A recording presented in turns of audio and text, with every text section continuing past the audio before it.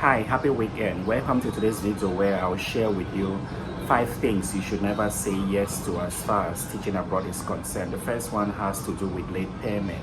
It's normal that you may come across workplaces where your salary is paid late. If this happens once or twice, it's okay, but if it becomes a routine, then it's a problem. You should definitely be able to stand up to your right and say no to this. Another thing you should never say yes to has to do with an employer holding your passport. No one has the right to keep your passport except immigration officers. I've heard of situations where the passport of employee is taken by employers or agents. If you find yourself in such situation, know that is wrong and you may just want to seek for immediate help. The third situation where you should never say yes to as far as teaching abroad is concerned has to do with overtime without prior notice. Every employer has to inform you in advance if they want you to work overtime. If an employer fails to do this, then this is wrong.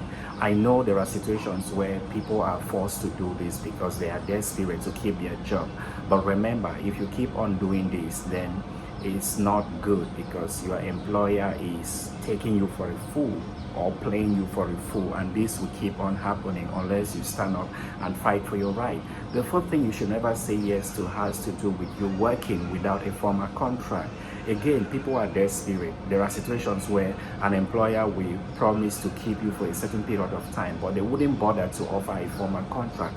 And because you're desperate, you go ahead working. But this is wrong because you have no legal backings, and at any time, this employer might just let you go. And the fifth point that you should never say yes to is a situation where an employer wants you to work without legal paperwork.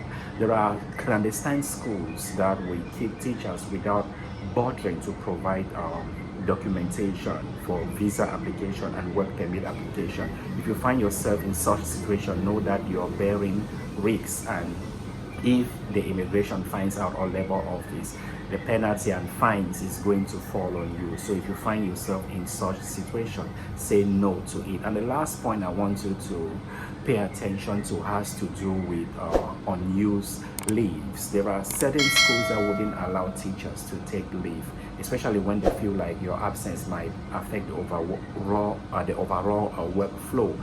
They may refuse this. Please stand on your grounds and insist on taking your leave, especially if it's important. But be wise enough. Don't take leave because you feel as to. Make sure whenever you need a leave, it goes in line with the policies of the school and it wouldn't cause much disruption.